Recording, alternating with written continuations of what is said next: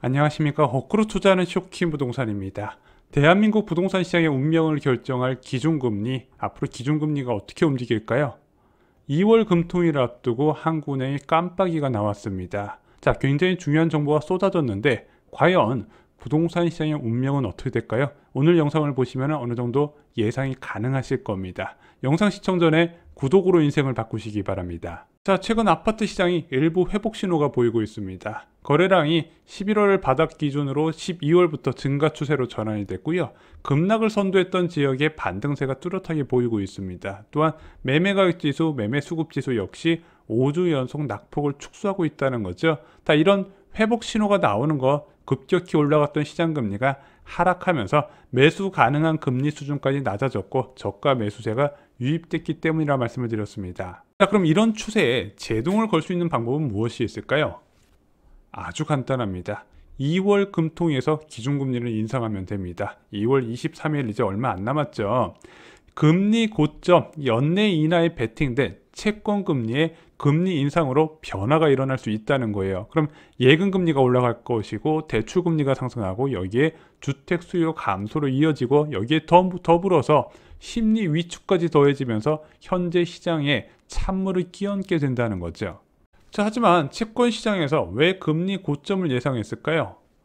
자, 1월 19일 날 이창용 은행 총재가 서울 외신 기자클럽 간담회에서 현재 금리가 높은 수준에 있으니 이것이 물가에 어떤 영향을 주는지 봐야 한다. 그래서 7차례나 금리를 올렸잖아요. 그러면은 1월 달까지 금리 올린 거에 대한 영향을 보려면 적어도 2월 금통위는 일단 쉬고 그 다음 금통위를 봐야 되는데 그 다음 금통위는 4월이네. 3월 달부터 3월 물가 지표부터 크게 낮아지는 것을 확인 가능하기 때문에 그러면 4월 달에 사실상 금리 인상 가능성은 없다고 시장에서 본 겁니다.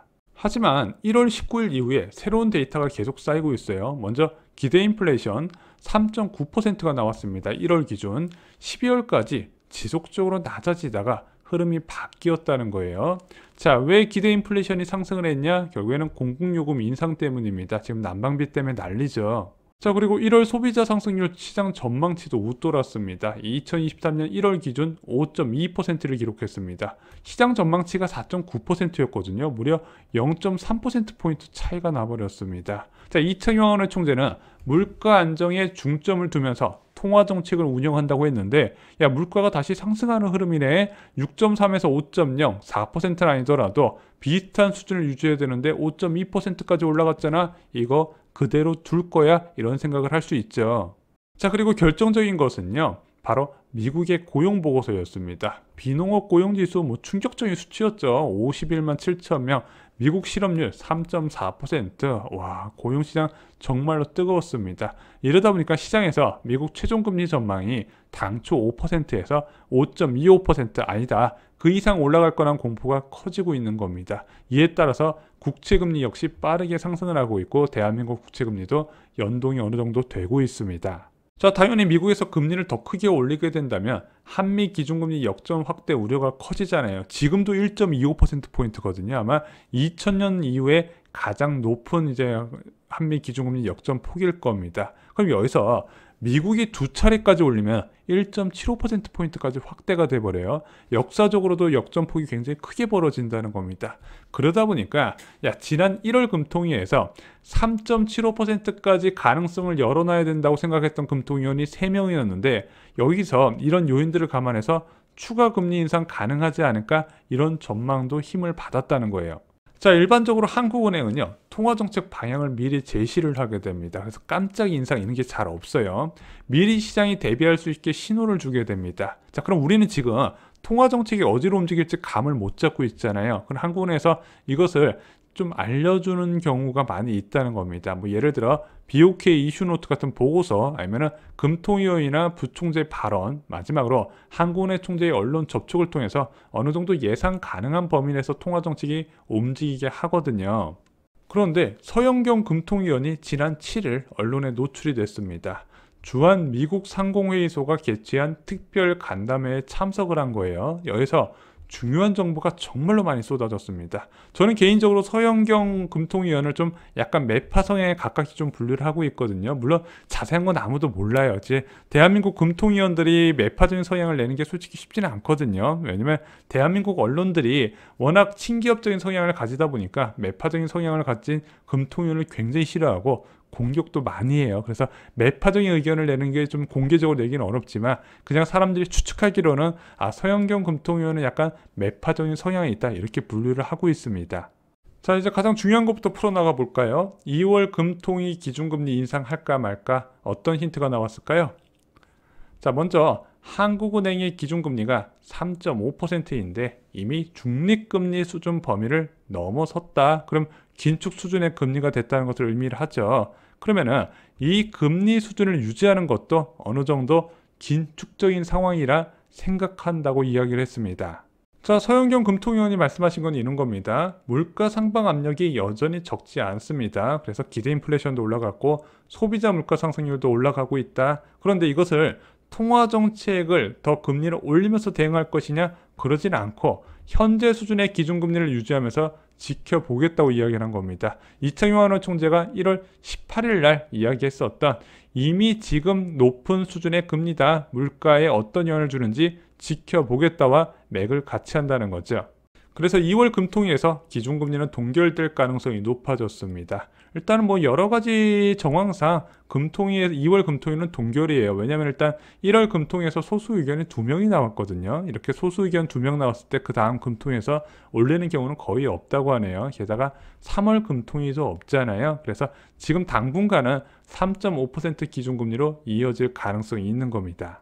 자, 두 번째, 미국 기준금리 인상에 따른 한미 기준금리 역전. 일단은 1분기 때 금리를 동결로 간다 하더라도 미국에서는 5월 달까지 금리를 인상할 가능성이 있잖아. 그럼 대한민국도 추가로 충분히 금리 인상 가능하지 않을까 이런 전망도 나올 수 있거든요. 지금 미국에서는 5.25% 이상으로 올린다는 얘기도 많이 나오고 있어요. 그러면 한미 기준금리 역전에 따른 인상 가능성도 완전히 배제하기는 어렵거든요. 근데 서영경 금통위원은 이렇게 말씀을 하셨어요. 연준이 향후 정책금리를 2번 더 올리면서 현 1.25%포인트의 한미 간 금리 격차가 더 확대될 가능성은 있지만 일단은 크게 우려할 상황이 아니다라고 정리를 했습니다. 자, 최근에 환율 안정 이후에 한국은행 자신감이 커졌어요. 1,300원대 딱 이하로 떨어지다 보니까 거의 미국의 통화 정책은 국내에 영향을 못 준다 이렇게 표현을 하고 있거든요. 이번에 서영경 금통위원도 이렇게 말씀을 하셨어요. 지난해 8월에서 10월에 걸친 원화 약세는 다시 발생하지 않을 것으로 전망한다고 못을 박았습니다. 이것은요, 미국 통화 정책보다는 국내 요인을 우선시해서 통화정책, 우리만의 통화정책을 세우겠다고 다시 언급을 한 겁니다. 이것으로 사실상 기준금리가 3.5%가 최종금리가 될 것으로 본다는 거죠. 시장 전망도 이런 이유 때문에 3.5% 최종금리에 맞춰져 있는 겁니다. 자, 솔직히 최종금리보다 더 중요한 것은요, 우리나라의 금리 인하 시점입니다. 자, 금리 인하 시점을 알기 위해서는 물가를 먼저 체크해 봐야겠죠. 서영경 금통위원은 이렇게 말씀을 하셨어요. 가스와 전기요금 인상폭이 지난해보다 높은 수준이다. 이거에 따른 2차 파급 효과를 우려한다는 겁니다. 저희가 말씀드렸죠. 이게 가스요금이나 전기요금 올라가면 당장 아파트 관리비도 올라가고, 예를 들어 이런 가스나 전기를 사용하는 서비스 업종의 요금 인상 압력을 가중시킬 수밖에 없다는 겁니다. 그래서 지금 1월부터 지금 공공요금이 추가로 더 올라갈 가능성이 있거든요. 그런 것까지 감안해서 서비스 요금 인상의 불안 요인을 찾아보겠다고 이야기를 했고요. 또 하나, 중국 리오프닝에 따른 국제유가 상승 등으로 물가 상방 리스크가 높은 상황도 같이 봐야 된다고 강조를 했습니다. 이 두 가지 때문에 상당 기간 긴축 기조를 유지하겠다고 말한 거예요. 그래서 이런 불확실성이 큰 상황에서 어찌 피벗을 이야기하겠냐? 피벗은 시기상조라고 말을 했습니다. 이것도 이창용 총재랑 같은 맥을 같이 하는 발언이에요. 자, 한국은행 우려 두 가지를 확인할 수 있었습니다. 지금 한국은행의 물가 전망 작년 11월에 나온 걸 보면요, 대한민국 소비자 물가 상반기 때 4.2% 나오고 하반기 때 3.1% 그리고 연간으로 3.6%를 보고 있습니다. 그래서 올해 하반기에는 2%대 물가도 좀 전망하는 분도 계시더라고요. 문제는 이 물가 전망 경로에 지장을 줄 수 있는 게 바로 서비스 물가 흐름, 공공요금 인상 파급 효과를 체크를 해야 된다. 그리고 국제 유가가 큰 역할을 하게 되잖아요. 그러면은 얘가 앞으로 어떻게 될지 알 수 있는 방법이 현재로서는 없다는 겁니다. 지표가 나올 때까지 기다려야 된다는 거예요. 그래서 물가 측면만 보면요, 일단은 통화정책 담당자들은요, 상반기까지는 금리 인하 가능성 언급 자체를 안 할 가능성이 크다고 보고 있습니다. 왜냐면은 한국은행의 물가 전망 경로를 바꿀 수 있는 이 두 가지 요인이 변화가 없는지 체크를 해야 됩니다. 그래서 서비스 물가 이런 거 변화 없는지 계속 볼 것이고, 국제 유가 흐름도 체크를 할 겁니다. 3%대 물가 수준이 나오고요, 한국은행 전망 경로대로 낮아진다는 확신이 있을 때 아마 그때 통화정책 변화 가능성을 이야기하는데, 상반기일 가능성은 현재로서는 거의 없고 하반기 가능성이 제기시기가 됩니다. 그리고 그 이후 성장률 상황에 따라서 시기가 정해질 것으로 보여집니다. 그래서 지금 시장에서도 3분기 인하냐 4분기 인하냐 이거 두고 싸우고 있는 것 같은데, 지금 채권 시장은 3분기 인하 가능성이 좀 반영하고 있다는 얘기가 많이 있어요. 내년 인하 가능성은 실제 시장에서 많이 보고 있지는 않은 것 같습니다. 자, 기준금리 인하 시점에 영향을 주는 성장률, 서영경 금통위원은 이렇게 말씀을 하셨어요. 수출이 큰 폭으로 감소하고 소비 회복 흐름이 약화되면서 경제 성장세가 둔화가 되고 있다. 그리고 올해도 세계 경제는 인플레이션이 지속되고 성장률이 전년보다 하락하는 어려운 상황이 이어질 것이다. 지금 대한민국 수출 감소 심각해요. 1월 달에 마이너스 14% 나왔습니다. 당연히 기업들이 투자를 줄이고 있기 때문에 올해 성장률 많이 낮아질 것으로 보여져요. 물론 최근에 주요국의 긴축 속도 조절과 유럽 에너지 위기 완화, 그리고 중국 경제 회복 등으로 혹시 최악의 상황에서는 좀 벗어나가지 않을까, 이런 기대도 있다고 덧붙였습니다.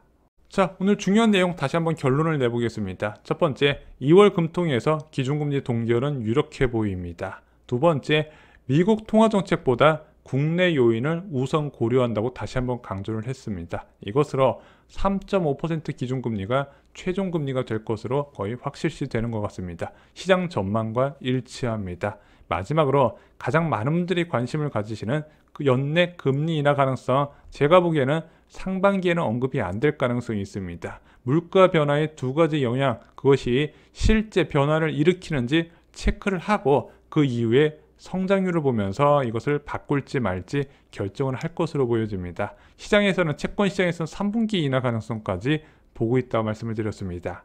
자, 현재 부동산 시장 흐름을요, 아마 2월 금통위가 바꾸기는 어려울 것 같습니다. 쇼킹 부동산은 내 집 마련을 미루지 말라고 여러 차례 말씀을 드렸습니다.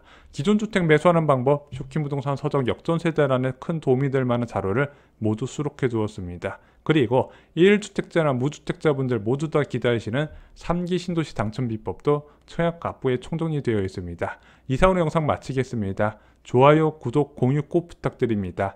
감사합니다.